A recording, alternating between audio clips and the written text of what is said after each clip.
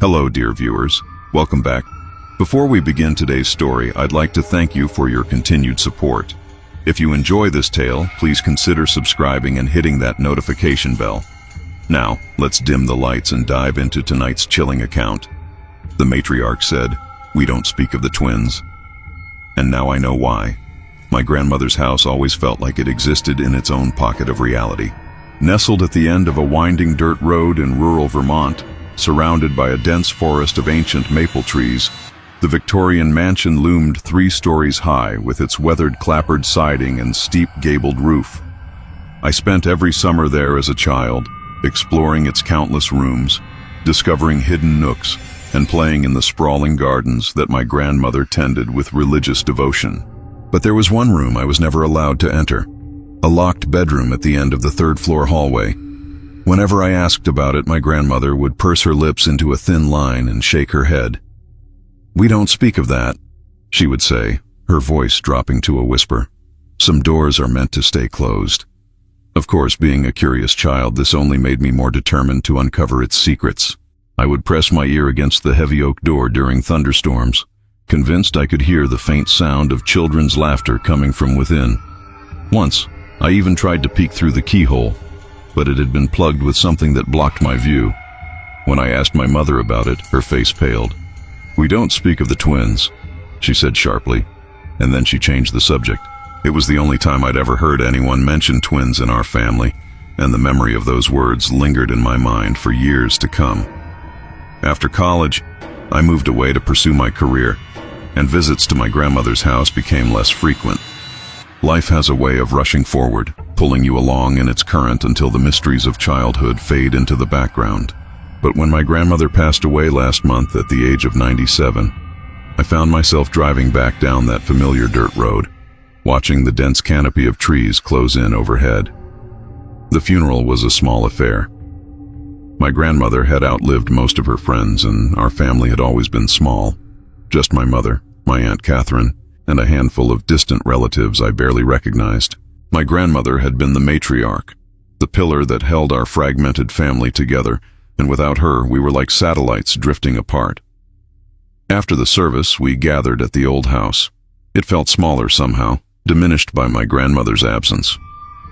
The floorboards creaked beneath my feet as I wandered through the rooms, trailing my fingers along the dusty surfaces of antique furniture and faded photographs. My mother found me in the library, staring at a portrait of my grandmother as a young woman. She looked so different then, her face unlined, her eyes bright with youth and promise. "She left the house to you," my mother said quietly, holding out a thick envelope. "Along with this." I took the envelope from her hand.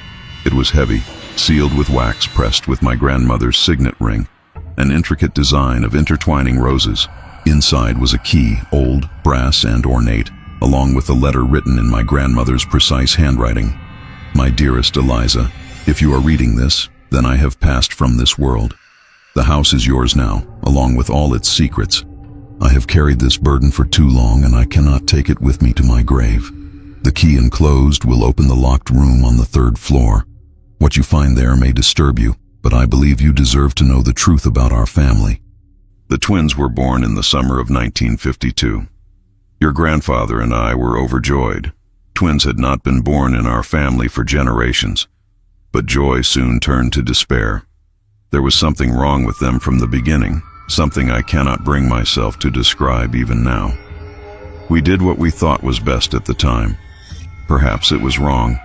Perhaps we should have sought help. But fear and shame can drive people to terrible decisions. I have preserved their room exactly as it was. Some might call it morbid, but I could never bring myself to erase them completely. They were still my children. Forgive me, Eliza, and be careful. Some doors, once opened, cannot be closed again. With eternal love, Grandmother. I read the letter 3 times, my hands trembling more with each reading. The key felt unnaturally cold against my palm, as if it had been stored somewhere without sunlight for decades, which I supposed it had. My mother watched me from the doorway, her face a mask of concern. "What does it say?" she asked. I hesitated, then folded the letter and slipped it into my pocket. Nothing important, I lied. Just some instructions about the house. That night, after everyone had left and the house settled into its familiar creaks and groans, I found myself standing at the foot of the staircase leading to the 3rd floor. The key weighed heavy in my pocket. Part of me wanted to throw it away, to respect my grandmother's lifetime of silence. But curiosity has always been my downfall. The 3rd floor hallway was dark, the only light coming from the moon through a small window at the end. The floorboards protested beneath my weight as I made my way down the corridor, past dusty paintings and forgotten furniture draped in white sheets. When I reached the locked door, I paused, my hand hovering over the knob. Was I ready for this?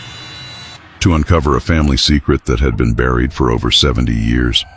Before I could change my mind, I inserted the key into the lock. It turned with surprising ease, as if it had been regularly oiled and maintained.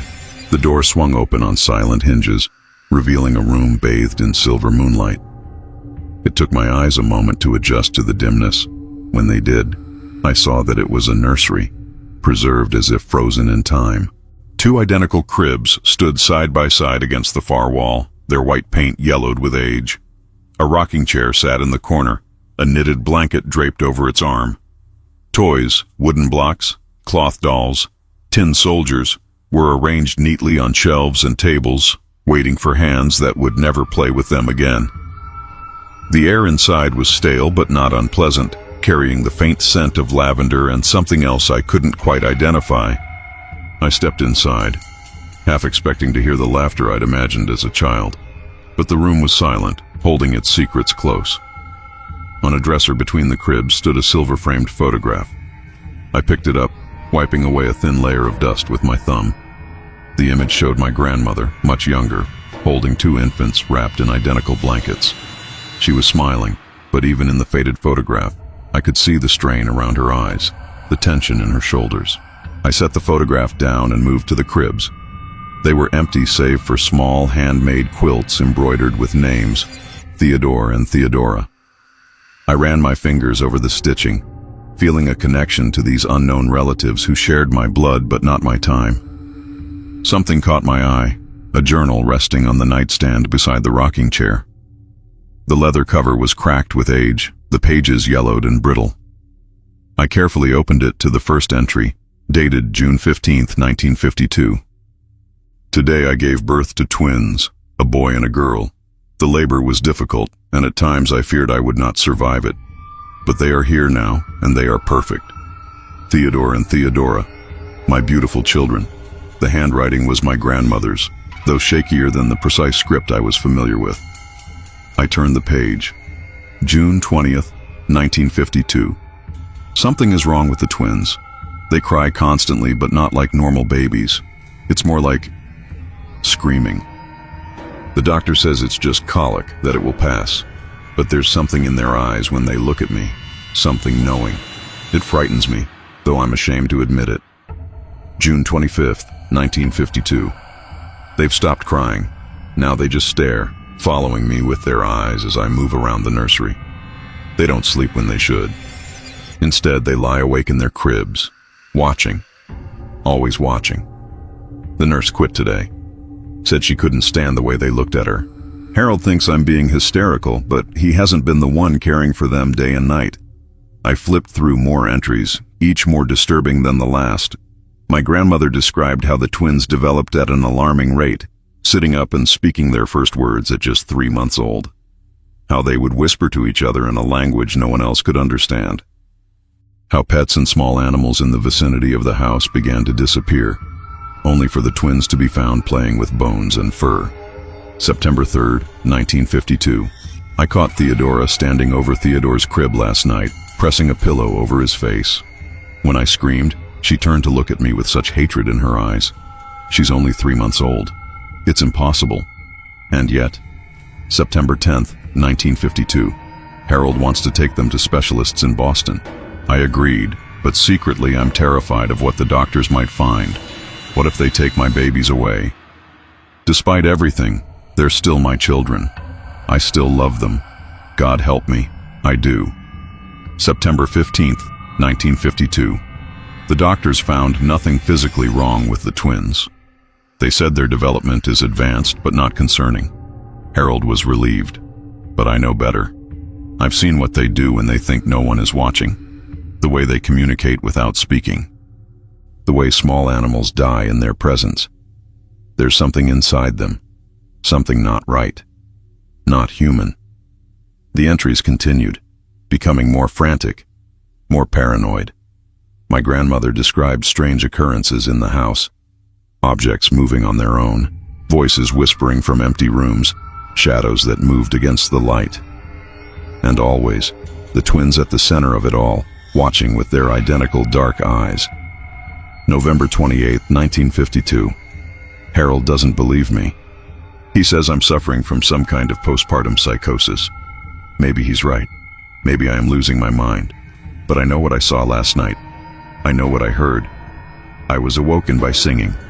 A woman's voice, soft and sweet, coming from the nursery. When I went to investigate, I found the twins standing in their cribs, holding hands through the bars, their eyes closed. The singing was coming from somewhere above them, but there was no one else in the room. When they sensed my presence, they opened their eyes in unison. "Grandmother is coming," they said together. "She wants to play with us." My grandmother has been dead for 12 years. My hands were shaking so badly I could barely turn the pages. The next entry was dated nearly a month later, the handwriting almost unrecognizable, jagged and desperate, as if written in great haste. December 24th, 1952. Harold is dead. They killed him. I know they did, though the police are calling it an accident. He fell down the stairs, they say, broke his neck. But I heard them giggling afterward. I heard them say, "One down." I can't stay here. I can't leave them alone. They're my children, my responsibility. God forgive me for what I'm about to do. The next entry was the last, dated Christmas Day, 1952. It's done. May God have mercy on my soul. I closed the journal, my mind reeling. What had my grandmother done? What had happened to the twins? If they had died, why weren't they buried in the family plot beside my grandfather? I needed answers, and I knew where to look for them. The attic had always been off limits when I was a child, another forbidden space in a house full of secrets. The narrow staircase leading to it was hidden behind a panel in the hallway closet, designed to blend seamlessly with the surrounding wall. I found it easily enough. Some memories never fade, no matter how many years pass. The stairs groaned under my weight as I ascended, the beam of my flashlight cutting through decades of dust and cobwebs. The attic was vast, running the entire length of the house, its ceiling following the steep pitch of the roof. Trunks and boxes were stacked in neat rows, each labeled in my grandmother's handwriting. Christmas decorations, 1960s, Harold's clothes, family photographs, pre-1950. I moved deeper into the space, scanning the labels until I found what I was looking for. A trunk marked simply T&T 1952. The trunk was locked, but the key from my grandmother's letter fit perfectly. Inside, I found more journals, medical records, and a stack of photographs bound with twine. I sat cross-legged on the dusty floor and began to read. The medical records were from a private sanitarium in Switzerland, admission forms for 2 children, Theodore and Theodora Montgomery, dated January 3, 1953. The diagnosis listed for both was severe psychopathy with homicidal tendencies. There were treatment notes spanning years, documenting various therapies and medications, all apparently ineffective. The final entry, dated December 1960, simply stated, "Patients deceased following unsuccessful experimental treatment." I set the records aside and untied the photographs.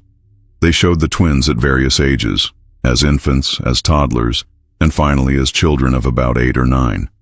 In the earliest photos, they looked like normal babies, chubby-cheeked and innocent. But in the later images, there was something undeniably disturbing about them. It wasn't anything I could point to specifically. Their features were symmetrical, their smiles appropriate. But their eyes were empty, like looking into a deep well and seeing nothing reflected back.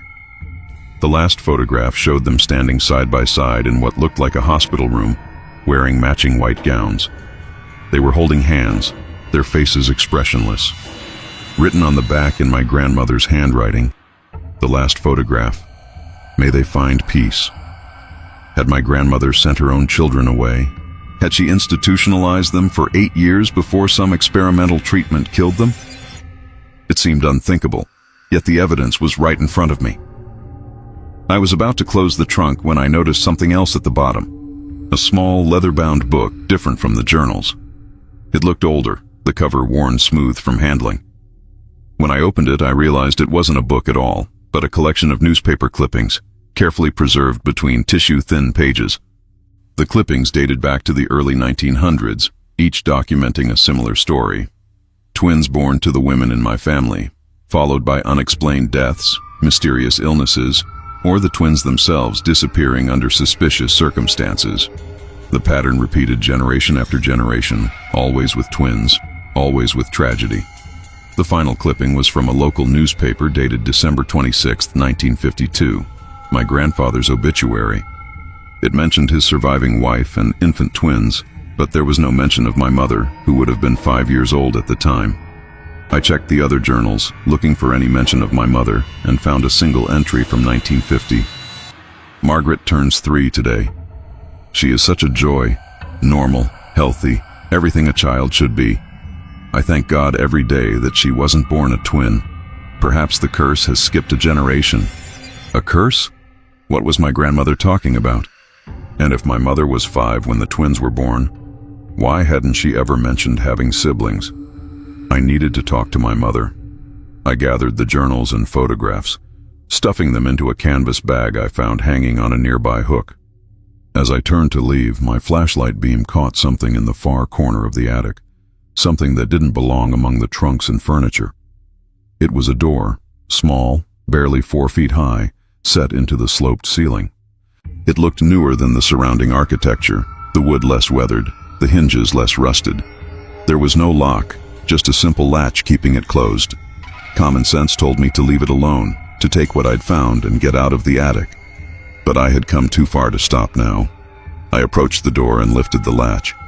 The space beyond was dark, the air noticeably colder. My flashlight revealed a small room with a sharply angled ceiling, empty except for 2 rocking chairs facing each other in the center. They were child-sized, painted white with faded pink cushions tied to the seats. As my light swept across the room, I noticed something else. Markings on the walls, floor, and ceiling. They formed an intricate pattern that seemed to shift and move in the beam of my flashlight. I stepped closer, trying to make sense of the symbols. They weren't any language I recognized, but they gave me an uneasy feeling, as if they were words that human mouths weren't meant to speak. A sudden noise behind me made me whirl around, my heart hammering in my chest. The door had swung shut, though there wasn't enough breeze in the attic to account for it. I lunged for the handle, but it wouldn't budge, as if held closed by an invisible force. Panic rose in my throat as I threw my shoulder against the door, once, twice, 3 times. On the 4th attempt, it gave way suddenly, sending me sprawling onto the attic floor. I scrambled to my feet and ran, not stopping until I reached the main staircase, my breath coming in ragged gasps. I needed answers, and I needed them now. I found my mother in the kitchen, sitting at the table with a cup of tea growing cold between her hands. She looked up when I entered, her eyes widening at the sight of the canvas bag clutched in my white-knuckled grip. "You've been in the attic," she said. It wasn't a question. I dumped the contents of the bag onto the table, the journals, the medical records, the photographs. "Tell me about the twins," I demanded, my voice shaking. "Tell me what happened to Theodore and Theodora." My mother's face drained of color as she stared at the items spread before her. For a moment, I thought she might faint. Then she took a deep breath and gestured for me to sit. "I was 5 when they were born," she began, her voice barely above a whisper. "I remember being excited to have a brother and sister, but from the beginning, there was something wrong with them. They didn't cry like normal babies. They just stared, watching everything, everyone. Mother became obsessed with them, convinced they were somehow evil. She picked up one of the photographs, her finger tracing the outline of the twins' faces. Father didn't believe her. He thought she was experiencing some kind of postpartum psychosis. He wanted to get her help, but she refused to leave the twins alone with anyone else. She was afraid of what they might do. And then he died, I said softly. My mother nodded. They said it was an accident, that he tripped and fell down the stairs in the middle of the night. But I was awake. I heard them laughing afterward. Theodore and Theodora laughing in their cribs. They were only 6 months old. A chill ran down my spine. What happened next? Mother took them away after Christmas. She told everyone they had died of pneumonia, but she sent them to some private hospital in Europe. I didn't know where until years later when I found some of her correspondence. By then, they really were dead. Some experimental treatment went wrong, or so the hospital claimed. And the room on the 3rd floor, the nursery. Mother preserved it exactly as it was the day she took them away. She would go in there sometimes just to sit. She never allowed anyone else inside. I think she felt guilty. Despite everything, they were still her children. I hesitated, then asked the question that had been burning in my mind since I'd read the journals. Do you believe they were evil? Actually evil? My mother was silent for a long moment, her fingers still tracing the photograph. I believe there are things in this world we can't explain, she said finally. Things beyond our understanding. The twins were something else, something not quite human. The journals mentioned a curse, I pressed. Something about twins in our family. My mother sighed deeply. It's an old family legend. Every few generations, twins are born to the women in our line, and those twins are never right. They bring death and destruction. The only way to end the cycle is to... She trailed off, unable to finish the sentence. To kill them, I supplied, my voice hollow. She nodded, a single tear sliding down her cheek. Mother couldn't do it. She couldn't kill her own children, no matter what they were. So she sent them away instead. But the guilt ate at her for the rest of her life. We sat in silence for a while, the weight of this family secret pressing down on us like a physical thing. Finally, my mother reached across the table and took my hand. You need to leave this house, Eliza, she said urgently. Sell it, burn it down, I don't care. But don't stay here. The twins, their influence lingers. I've felt it all my life, like a shadow at the edge of my vision. Promise me you won't stay. I promised. But even as the words left my mouth, I knew I wouldn't keep them. I had come too far, uncovered too much to walk away now. There was still something missing, some piece of the puzzle I hadn't found yet. That night, I dreamed of the twins. They stood at the foot of my bed holding hands, their faces expressionless. Play with us, Eliza, they said in unison, their voices neither male nor female, child nor adult. Grandmother is waiting. I woke with a start, my nightgown soaked with sweat. The bedroom was dark, but I could have sworn I saw 2 small figures retreating through the door, hand in hand. The next morning, my mother left early, citing some urgent business back in the city. I think she couldn't bear to be in the house any longer, surrounded by memories and ghosts. I didn't try to stop her. In fact, I was relieved to have the house to myself, to continue my investigation without her concerned glances and whispered warnings. I spent the day combing through the remaining trunks in the attic, searching for any additional information about the twins or the supposed family curse. I found birth and death certificates for generations of twins dating back to the 1800s, all showing the same pattern. Twins born, tragedy following close behind, the twins themselves dying young or disappearing. But it was in a hidden compartment in my grandmother's desk that I found the most disturbing evidence yet, a small, leather-bound volume titled The Montgomery Family Grimoire. The book was handwritten in different styles, suggesting it had been passed down and added to over generations.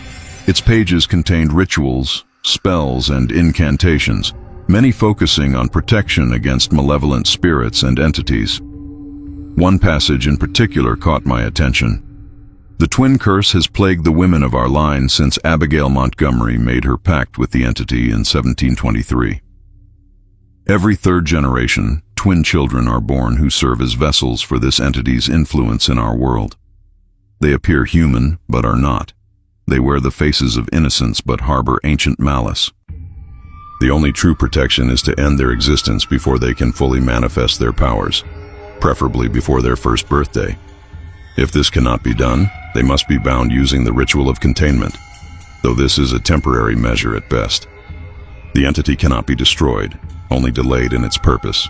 The book went on to describe the ritual of containment in detail, a complex ceremony involving symbols drawn in specific patterns, incantations spoken at precise intervals, and various herbs and minerals arranged in a protective circle.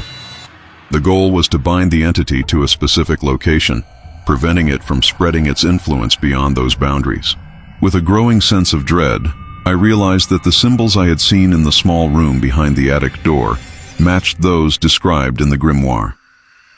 My grandmother had performed the ritual, binding whatever malevolent force inhabited the twins to that tiny space. But according to the grimoire, such bindings were temporary, requiring renewal every 25 years. My grandmother had died just over a month ago. The binding would be weakening. As if to confirm my fears, I began to notice subtle changes in the house. Doors that I was certain I had closed would be open when I returned. Objects would disappear, only to reappear in unlikely places. At night, I would hear footsteps in the hallway, the creak of rocking chairs, childish whispers just beyond the threshold of hearing. I told myself it was just my imagination, fueled by lack of sleep and the disturbing information I had uncovered. But deep down, I knew better. Something was awakening in the old house, something that had been bound and contained for decades. I needed to perform the ritual again, to strengthen the binding before whatever was trapped in that attic room broke free completely. But the grimoire warned that the ritual was dangerous for the uninitiated, potentially fatal if performed incorrectly. I needed help. My Aunt Catherine had always been the black sheep of the family, estranged from my grandmother for reasons no one ever explained. She lived in a small cottage on the outskirts of town, surrounded by gardens filled with herbs and flowers that most people would consider weeds. Local children called her a witch, though never to her face. There were rumors that she practiced the old ways, whatever that meant. I had always been fond of Aunt Catherine, despite seeing her rarely. She had a warmth that my grandmother lacked, a genuine interest in my life and thoughts. If anyone would know about family curses and binding rituals, it would be her.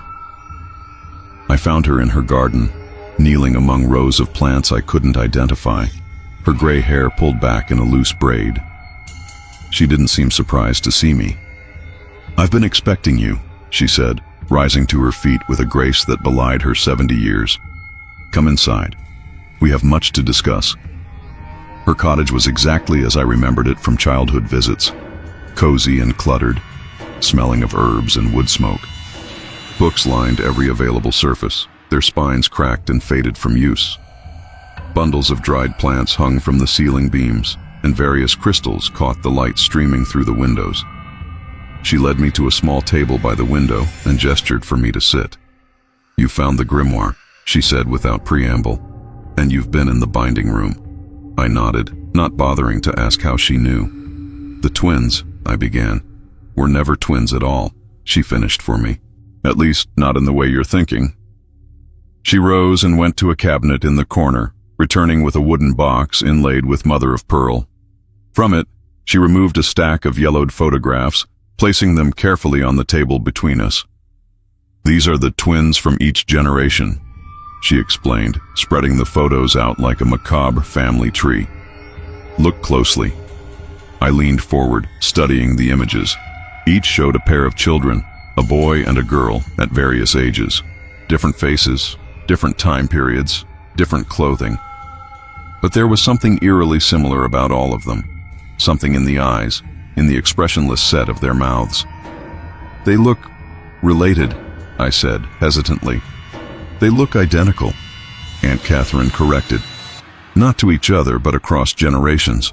The Theodore from 1952 looks exactly like the Thomas from 1903, who looks exactly like the Timothy from 1854.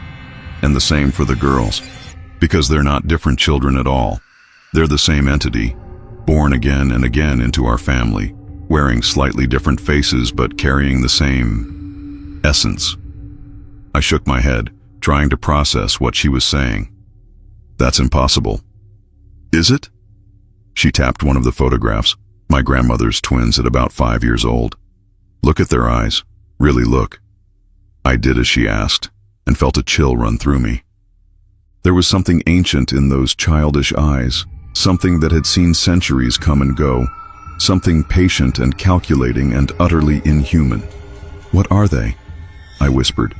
We don't know, not really, Aunt Catherine replied.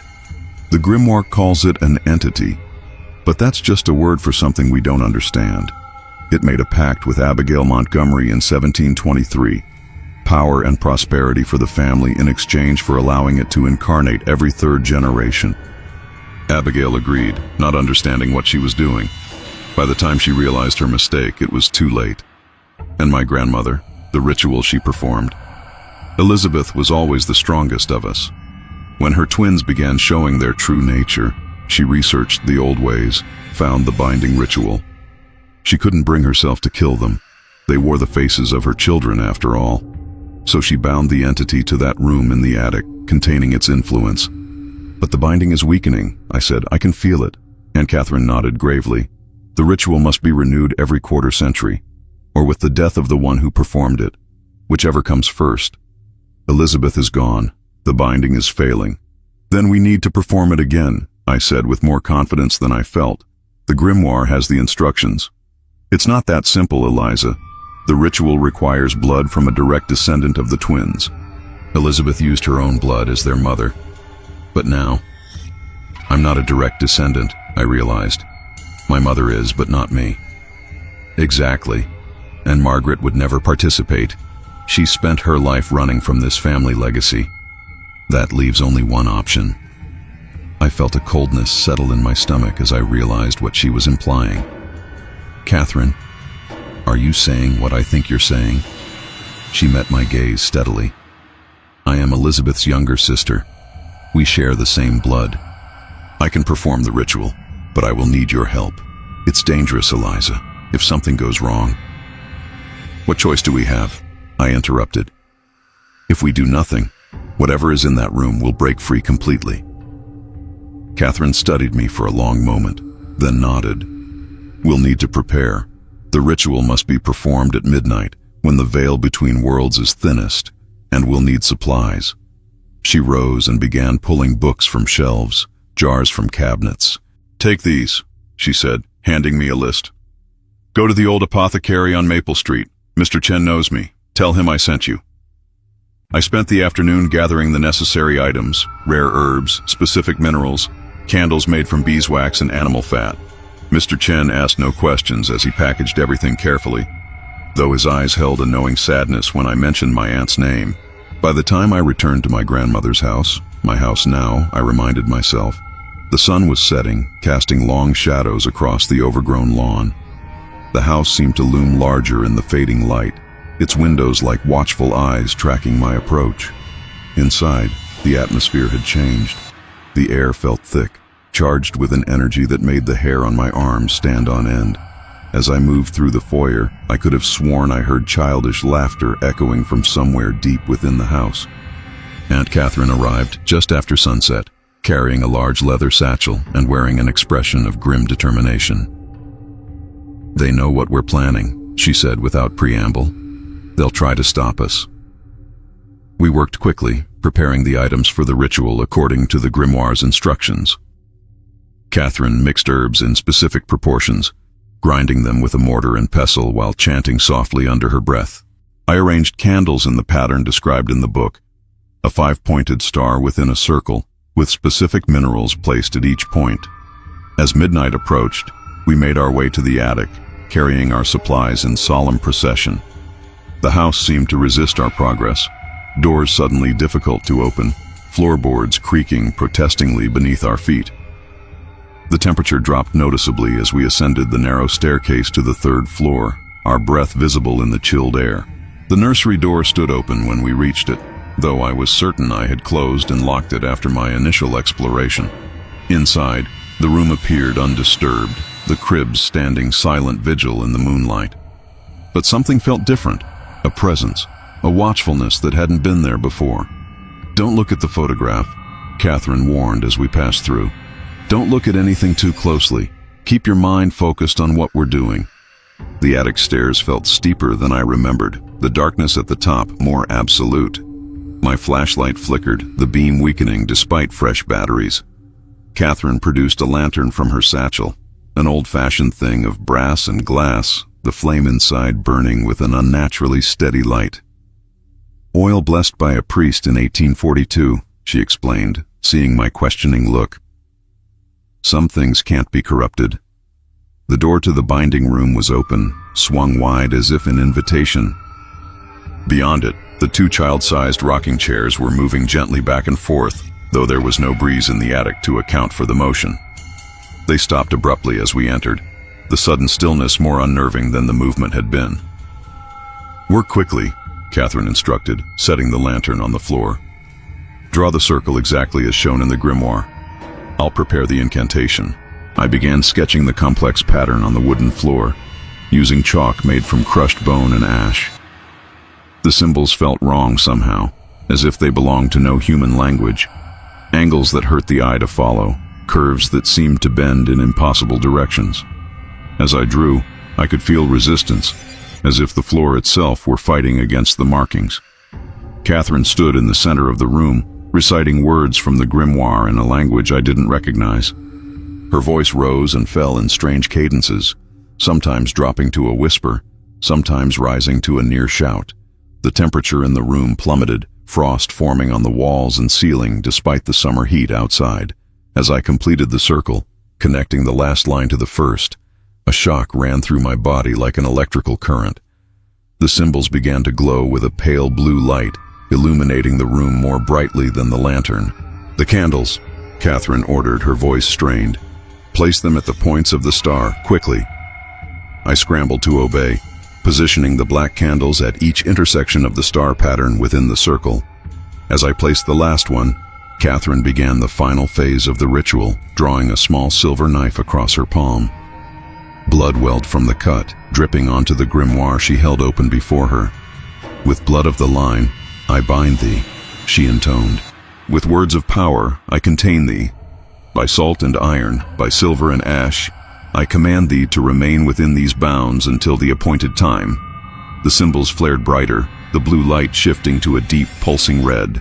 The rocking chairs began to move again, faster and faster, the wood creaking in protest at the unnatural motion. The temperature dropped further, ice crystals forming in the air around us. And then came the voices, childish yet ancient, speaking in unison from nowhere and everywhere at once. "You cannot bind us forever, daughter of Montgomery. We are eternal. We are patient.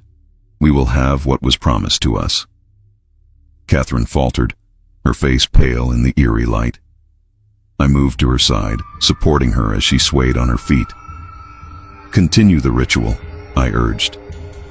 "We have to finish it." She nodded, drawing a shaky breath.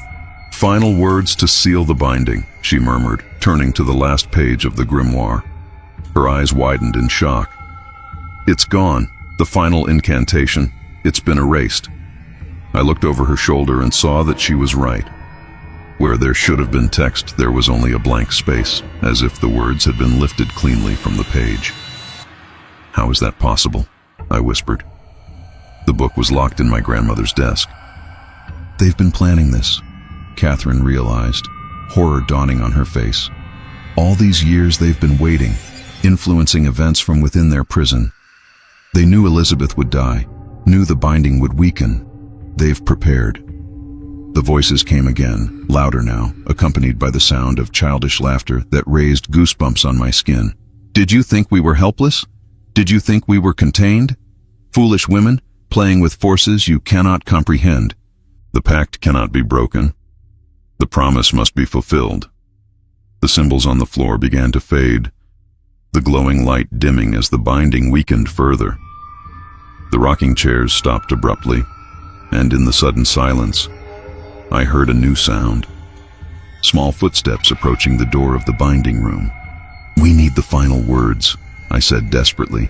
Catherine, think. My grandmother must have told you something, left some clue. Catherine closed her eyes, her brow furrowed in concentration. Elizabeth knew this might happen. She would have prepared a contingency. Her eyes snapped open. The music box. In the nursery, the one that plays that eerie lullaby. Elizabeth always kept it wound, always made sure it worked. I thought it was just sentimentality, but I didn't wait to hear more. I turned and ran, ducking through the small door and racing across the attic. Behind me, I heard Catherine continuing the ritual, her voice raised in defiance against the childish taunts that filled the air. The nursery was different when I entered it this time, the air thick with malevolence, the shadows deeper and more substantial. The cribs seemed to loom larger, the toys arranged on the shelves watching me with invisible eyes. On the dresser between the cribs sat a delicate porcelain music box, painted with scenes of children playing in a garden. I approached cautiously, half expecting it to shatter or disappear before I could reach it. But it remained solid and real under my trembling fingers as I lifted the lid. A tinkling melody began to play, a lullaby I recognized from my own childhood, the notes slightly discordant, slightly wrong. Inside the box, nestled on a cushion of faded velvet, was a small piece of paper folded into a tight square. I unfolded it carefully, revealing a single sentence written in my grandmother's precise hand. To end what began, return them to where they first came. I stared at the words, trying to decipher their meaning. Return them? Return who? The twins? But they were dead, had been for decades. And where had they first come from? A child's voice spoke directly behind me, so close I could feel breath on my neck. She could never do it. She was too weak. But you're not weak, are you, Eliza? I whirled around, but the nursery was empty.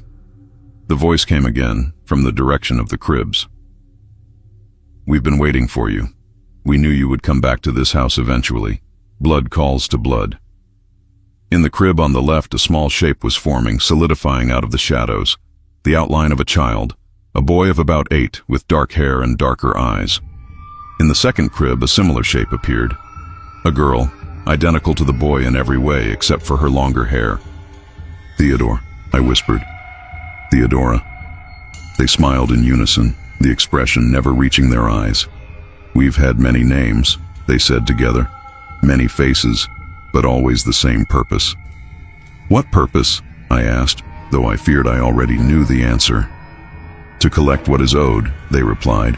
A soul from each generation, payment for the pact Abigail made, prosperity and power in exchange for us. I backed away, clutching the paper from the music box. My grandmother bound you, I said. She found a way to contain you. Their laughter was like broken glass. Temporarily, but bindings weaken, people die, and we are very, very patient. From somewhere above, I heard Catherine cry out in pain. The ritual was failing. Whatever contingency my grandmother had planned, I needed to figure it out now. I looked down at the paper again. To end what began, return them to where they first came. Where had it all begun? The pact Abigail Montgomery had made in 1723. The cemetery, I realized aloud. The family mausoleum. Abigail is buried there. The twins' smiles faltered, their forms flickering like candles in a breeze. You know nothing, they hissed, but I could hear the uncertainty in their voices. I turned and ran, the paper clutched in my hand, the twins' angry cries following me down the stairs. Outside, the night was unnaturally still, the moon hidden behind clouds that had appeared from nowhere. I ran across the overgrown lawn toward the small family cemetery at the edge of the property, my heart hammering in my chest. The Montgomery Mausoleum stood at the center of the cemetery, a small, neoclassical structure of weathered marble. The door was locked, but the key my grandmother had left me, the one that had opened the nursery, fit this lock as well. Inside, stone sarcophagi lined the walls, each engraved with names and dates spanning centuries. At the far end, set apart from the others, was a plain stone altar. I approached it cautiously, running my fingers over the smooth surface. There were no engravings, no decorations, nothing to indicate its purpose or significance, But as my hand passed over the center, I felt a slight depression, a space that seemed designed for something to fit inside. Behind me, the temperature dropped suddenly, frost forming on the stone walls. I turned to see the twins standing in the doorway, their forms more substantial now, more real. "It won't work," they said, their voices echoing in the confined space. "You don't have what's needed. You don't have the grimoire." The grimoire, the family book of spells and rituals. It was still in the attic with Catherine. Without it, I had no idea what ritual to perform, what words to say to end this. But as I looked at the twins, at their identical expressions of smug certainty, a realization struck me. The final ritual wasn't in the grimoire at all. My grandmother had removed it, hidden it separately in the music box. Because the grimoire itself was part of the problem, part of the pact Abigail had made. "I don't need the grimoire," I said, surprising myself with the steadiness of my voice. "I just need to unmake what Abigail did." I placed my hand on the altar and spoke the words that came to my mind, words I somehow knew were right. "I, Eliza Montgomery, descendant of Abigail, do hereby renounce the pact made in 1723.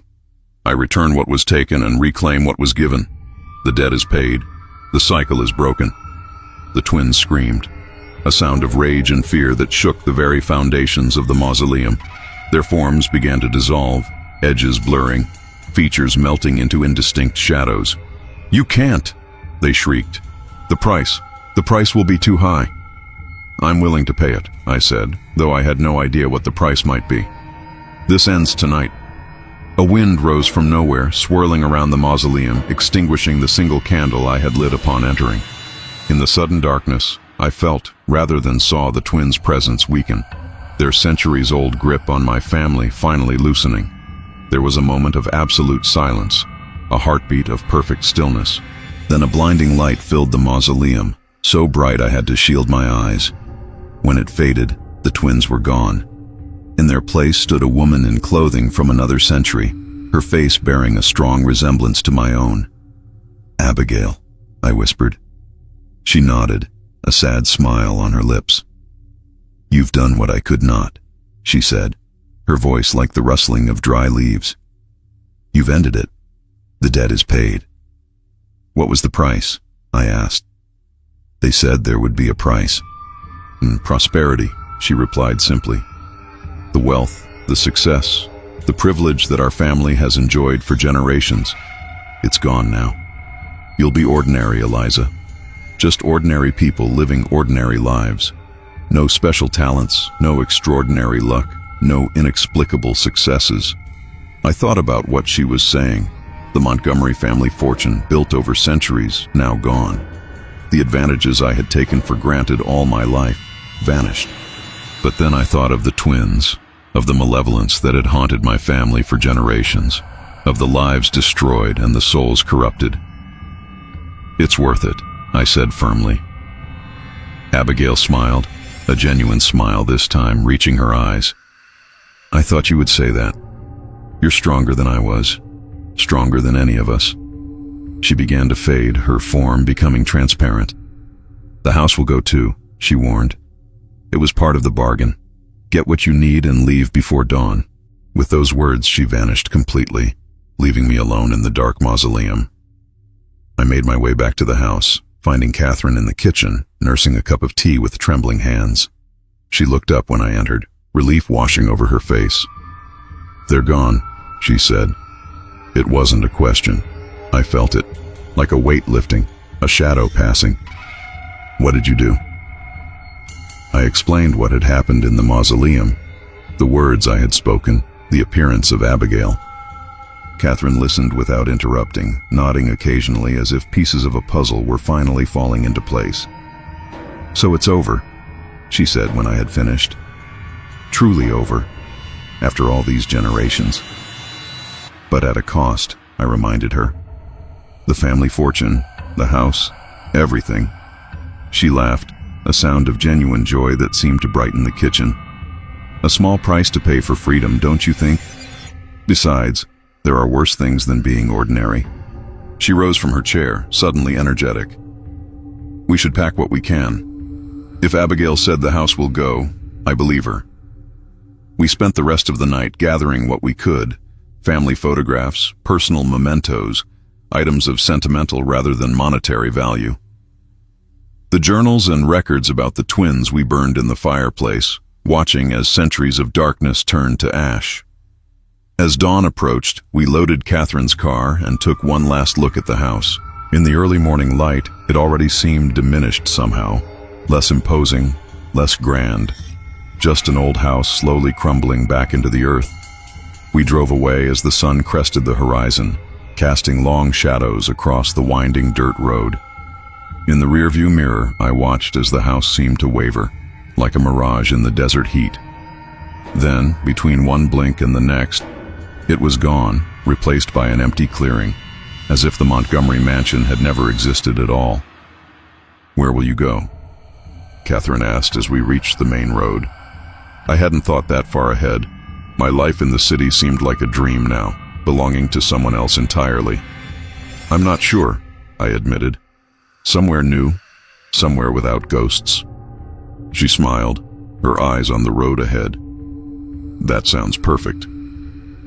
We drove in comfortable silence for a while, the miles stretching behind us, carrying us away from a legacy of darkness and toward something new, something ordinary and therefore precious. I don't know what the future holds for me now. Without the Montgomery fortune, I'll need to make my own way in the world, relying on my own talents and efforts rather than an inherited advantage. The thought is both terrifying and exhilarating. But one thing I know for certain: I will never again have to face what my grandmother faced, what generations of Montgomery women faced before her. I will never have to look into the eyes of my own children and see something ancient and malevolent looking back. I will never have to whisper, "We don't speak of the twins." The curse is broken. The cycle is ended. And that, I think, is worth any price. This is the Ghastly Journal, and I thank you for joining me for tonight's tale. If you enjoyed this story, please like, subscribe, and share with those who appreciate the darker side of life. Until next time, sleep well, if you can.